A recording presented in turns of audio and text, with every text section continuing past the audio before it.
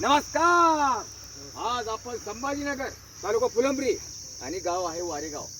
मागील पहिल्या टप्प्यामधलं नानाजी देशमुख कृषी संजीवनी प्रकल्पाअंतर्गत हे गाव आहे आणि प्रकल्पाच्या पोखरा प्रकल्पामधून हे गाव निघालेलं आहे आणि संपलेला आहे कार्यकाळ. पण बेड पाडण्याची त्यांना त्यावेळेस तंत्रज्ञान माहिती आहे. नमस्कार भाऊ, नमस्कार. हे बेड कशासाठी पाडता आपण? अद्रकसाठी. आणि हे अंतर किती आहे? 4.5 फूट. 4.5 फूट आहे आणि 4.5 फुटामध्ये तुम्ही हे अंतर पाडलं.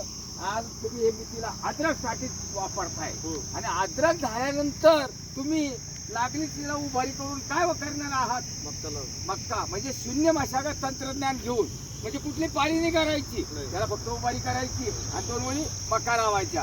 पुन्हा थोडीशी उभारी दिली की कापूस लावता. असं करत करत करत करत या गावामध्ये साधारण एक 6-7 एकरवर शून्य मशागत तंत्रज्ञान आहे बरं का.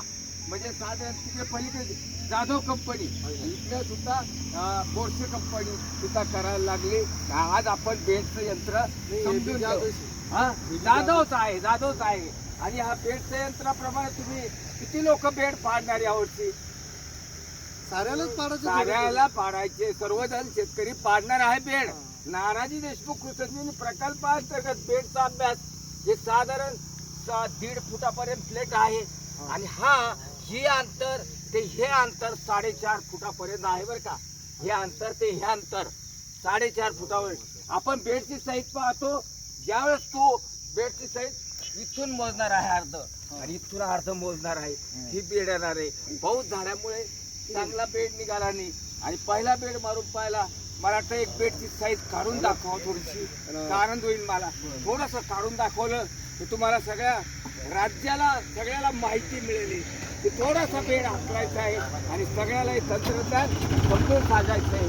थोडंसं जर उभा राहून पाहिलं की आता हे साईज किती पहा, हे साईज किती, हा बेड निघू लागला, हे माती इकडे निघाला, हे थोडंसं हे बेड निघायला लागले आणि हे बेड निघायला लागले.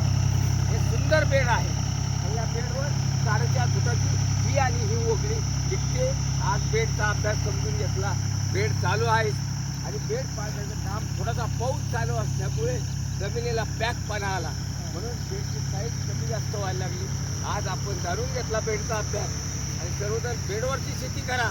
नानाजी देशमुख कृषी संजीवनी प्रकल्पाअंतर्गत हे जर काम झालं तर अतिशय आनंद होईल. धन्यवाद. नमस्कार.